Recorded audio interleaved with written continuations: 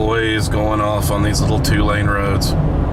Sometimes you can run into some very, very beautiful scenery. Here I am, right by the Tennessee, Alabama, and Georgia border, and I am surrounded by all of this beautiful scenery. And after going back here a little while, we have finally arrived at the Russell Cave National Monument.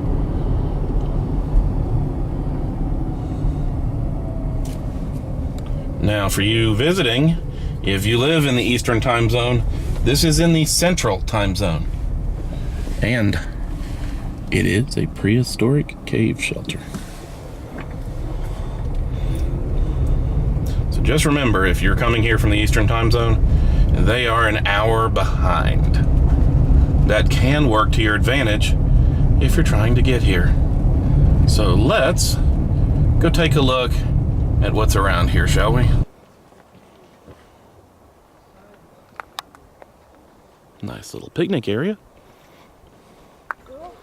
And the Gilbert Grosvenor, probably mispronouncing that, visitor center.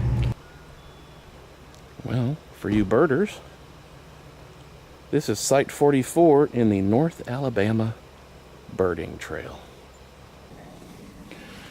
Well, as you can see, they've got a nice little exhibit. I'm kind of going to skim past it, but when you get here, you need to check and show. There was an Indian presence here, a heavy Indian presence. Since it was a cave, they decided to live in the cave. Pretty good natural way of doing things. So this is a great little spot, and they did a lot of archaeological stuff. Now, for the foreseeable future, for right now, the wild cave part that you used to be able to get into, you now cannot. The bats have white nose now. So they have locked the cave down. So maybe sometime in the future, we'll figure out our way around this bad white-nosed bat syndrome. Well, they have a beautiful storytelling area. They have a lot of bird information. But more importantly, the basic trail is actually a nice semi-handicapped accessible. I mean, it is a boardwalk there. Oh. I never knew that there was a canoe here. That is a beautiful piece of work right there.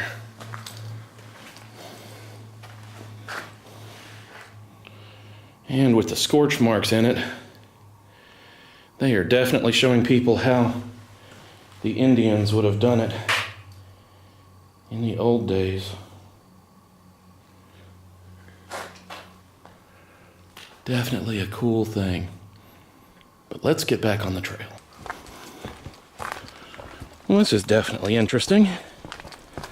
The pathway is made from that new type of material where they use recycled plastic to make the boards.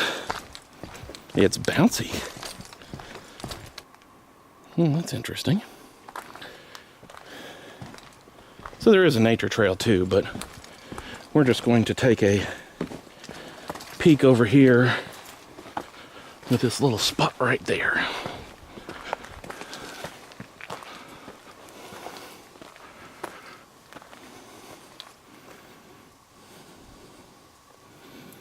Well,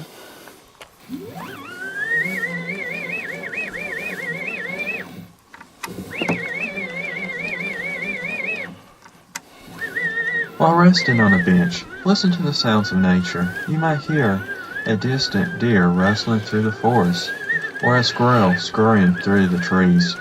One distinct sound is a pileated woodpecker's cry.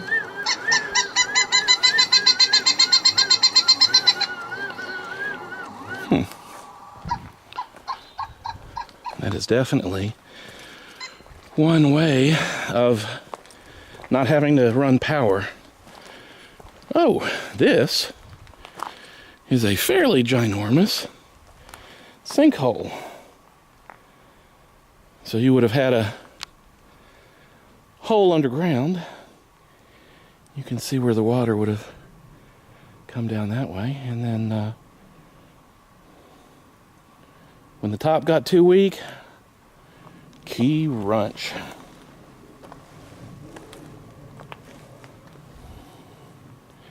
Definitely an interesting place to check out, and there's water at the bottom.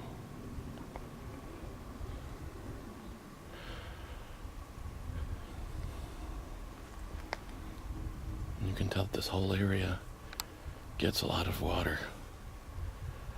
But let's get back on the trail. And here we come up onto the cave. Now, there is a creek here, and there are two cave sections. You've got the main cave, where, as you can see, the water actually goes running into it. Now, one interesting thing, this water is coming straight out of the ground and running into the cave. Now, this is the part that's closed. This is where the wild cave tours would have gone in, but now that the white nose syndrome has gotten into this cave, they're isolating it. But having gone inside this in the past, it's an amazing cave if they ever open it up again. But let's go check out the part that we can see. Another little portion where they did a lot of archaeology.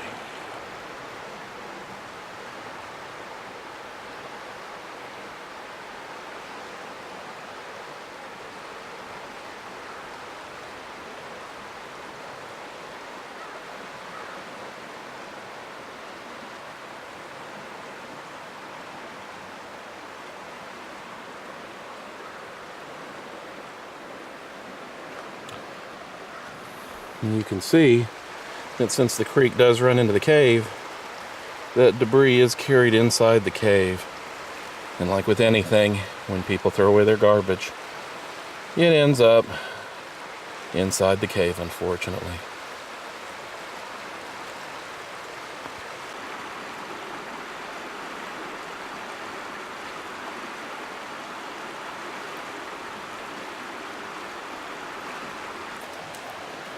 The Paleo-Indian period, before 9,500 years ago. They're saying that the cave became habitable about 9,000 to 11,000 years ago. In the 50s, they actually did some excavations in here. Of this whole area, you can see where they've dug out an area and made it into, it looks like a little concreted in area.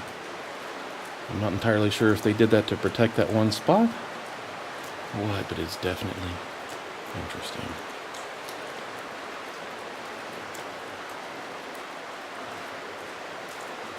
Hello? Hello? And yes, it does have an echo. Now, the last time I was here, you were allowed to walk in deeper. We had the boardwalk going over to the side, but I am betting they have discovered new things, and they have definitely supported the roof to keep it from collapsing. They definitely want to keep exploring this whole system in here. I'm sure they'll find more amazing things. Of course, in the end, the water is going to win. Now, I don't know if you can tell, but the water coming out from underground appears to be a little milky. I don't know if that's because of recent rainfall or what, but still interesting. Well, guys, thanks for watching. I hope you enjoyed our little journey today. I'm off to go on some more journeys. Until then, why don't you go on some journeys of your own? We'll see you next time. Bye-bye.